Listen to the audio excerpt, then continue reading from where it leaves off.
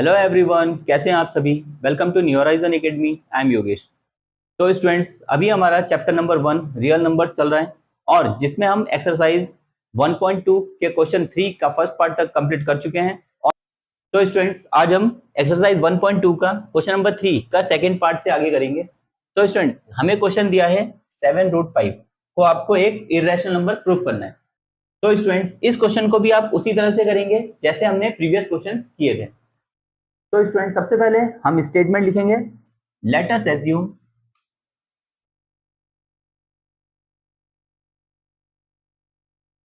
let us assume to the contrary that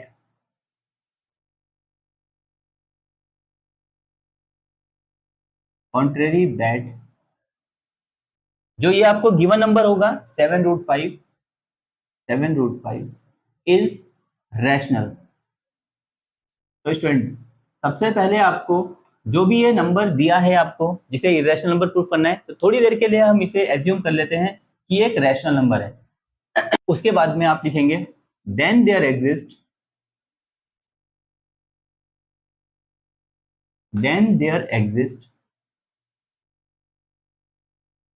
co-prime positive integers positive integers a and b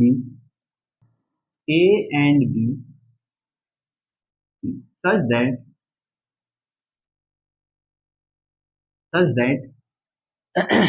तो student, उसके बाद में हमने जो इसे रैशनल नंबर माना है, तो हमने दो इंटीजर लिए हैं जो कि कोप्राइम पॉजिटिव इंटीजर है ए एंड बी। तो इसके बाद देखिए आप स्टूडेंट, जब इसे हमने रैशनल नंबर माना है तो रैशनल नंबर आपको पता है 7√5 जब रैशनल नंबर होते हैं तो अपॉन फ्रैक्शन की फॉर्म में होते हैं।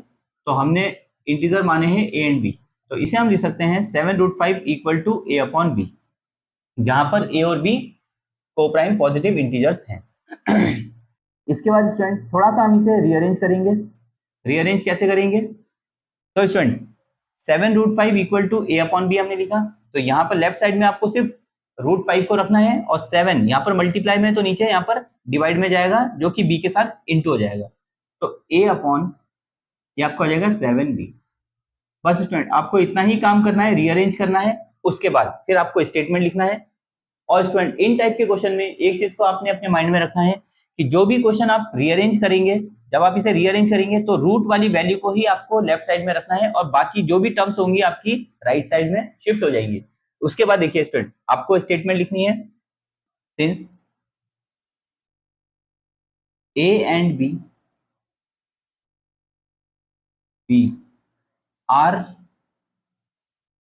इंटीजर्स, क्या बोल सकते हैं, सम इंटीजर्स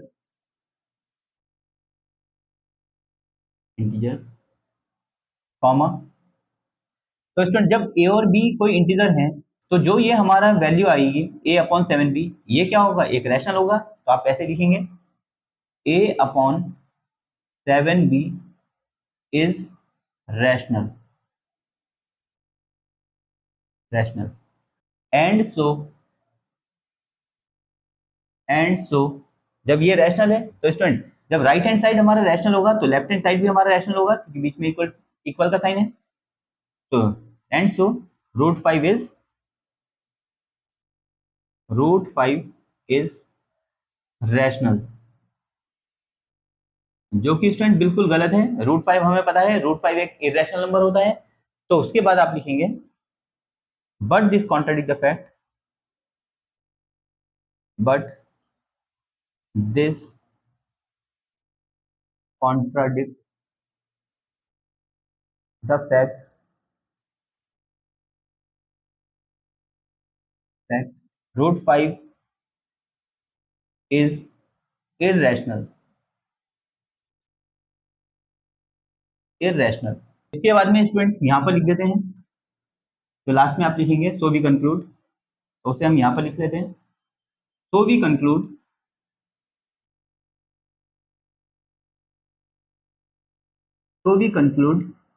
जो आपको क्वेश्चन में वैल्यू दी थी 7√5 इज इरेशनल। तो स्टूडेंट इस तरह से आपको, अगर ये क्वेश्चन आ जाते हैं तो इस तरह से आपको इन्हें सॉल्व करना है। तो स्टूडेंट इसके बाद हम इसका थर्ड पार्ट देख लेते हैं, जिसमें आपको दिया है 6+√2 को हमें एक इरेशनल नंबर प्रूफ करना है। तो स्टूडेंट्स एक ही टाइप के ये क्वेश्चन है, बस आपको थोड़ा सा केयरफुली रीअरेंजिंग करना है, बाकी स्टेटमेंट तो आपकी हर क्वेश्चन में सेम ही लिखी जाएंगी। तो देखिए आप, लेट अस एज्यूम, वही स्टेटमेंट हम लिखेंगे, let us assume to the contrary that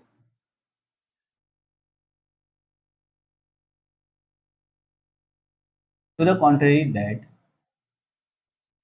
6+√2 is rational। सबसे पहले इसे हम एक रैशनल नंबर मान लेंगे, देन देयर एग्जिस्ट, आप लिखोगे इसके बाद, then there exist a and b, या आप लिखेंगे positive coprime integers, coprime integers a and b, a and b such that, student इतना आपने स्टेटमेंट लिखना है, सच दैट जब इसे हमने 6+√2 को हमने एक रैशनल नंबर मान लिया, और रैशनल नंबर में हमने दो इंटीजर लिए हैं ए एंड बी, तो आप कैसे लिखेंगे इसे हम लिख सकते हैं देयरफॉर 6+√2 इज इक्वल टू, हमने लिखा ए अपॉन बी, क्योंकि स्टूडेंट्स जब हमने इसे रैशनल नंबर माना है तो rational number a upon b की फॉर्म में होता है, मींस फ्रैक्शन की फॉर्म में होता है, तो आप इसे ऐसे लिख सकते हैं। उसके बाद आप देखिए, अब हमें क्या करना है, सिर्फ रूट वाली वैल्यू, जो √2 वाली वैल्यू है इसे लेफ्ट साइड में रखना है, और बाकी जो भी ये टर्म है इसे राइट साइड में शिफ्ट करना है। तो स्टूडेंट इसके बाद क्या करेंगे, √2 is equal to a upon b, ये तो एज इट इज आ गया। अब जो प्लस का 6 था, ये जब इधर जाएगा तो माइनस का 6 हो जाएगा। और स्टूडेंट इसे थोड़ा सा और सॉल्व कर लीजिए आप लोग, बी 6 के नीचे कुछ नहीं होता, 1 होता है, तो क्या हो जाएगा, √2 is equal to this √2, now a upon b -6/1। तो स्टूडेंट अब हमें इसका क्या लेना है, ये दो फ्रैक्शन वैल्यू है और इसे सब्ट्रैक्शन करना है, तो हमें डिनोमिनेटर्स का एलसीएम लेना होगा, b एंड 1 का एलसीएम आपका b आ जाएगा। अब b के टेबल में अगर हम देखें, b की किससे मल्टीप्लाई करके b बनेगा, 1 जा, तो ऊपर भी हम 1 से ही इंटू करेंगे, a 1 जा a। अब स्टूडेंट बीच में माइनस का साइन है तो आप माइनस पुट करेंगे। नाउ 1, अगर हम 1 की किससे इंटू करें जो b बन जाए, तो 1 इंटू बी, और ऊपर भी फिर आपको b से ही इंटू करनी है, तो 6 इंटू बी 6b। तो स्टूडेंट्स इतना करने के बाद में हमारा जो है लेफ्ट साइड में रूट वाली वैल्यू आ गई √2, और राइट साइड में आपका जो है एक फ्रैक्शन वैल्यू बनी है। तो इतना ही आपको रीअरेंज करना है, इसके बाद फिर आपको स्टेटमेंट लिखना है, since a and b are some integers,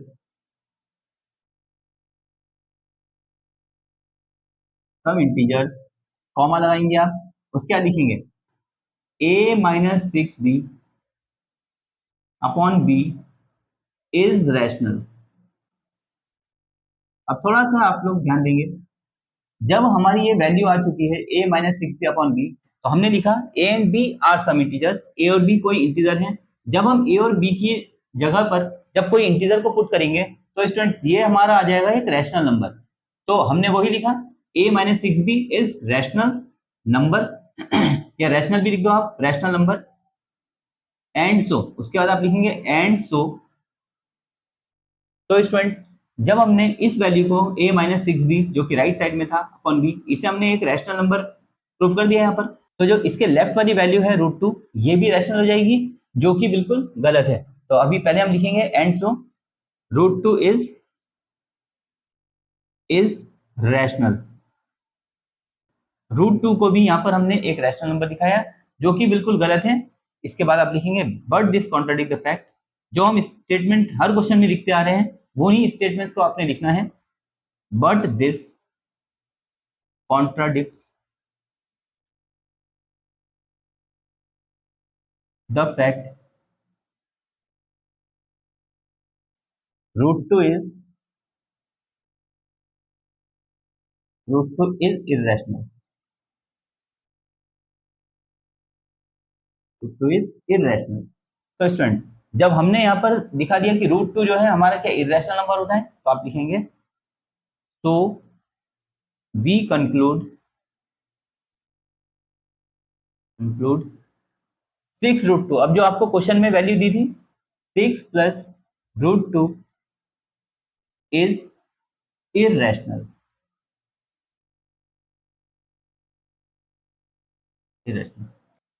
तो स्टूडेंट्स जब √2 हमने इरेशनल नंबर यहाँ पर प्रूफ किया है, तो जब √2 इरेशनल होता है तो ये पूरा नंबर भी आपका इरेशनल हो जाएगा.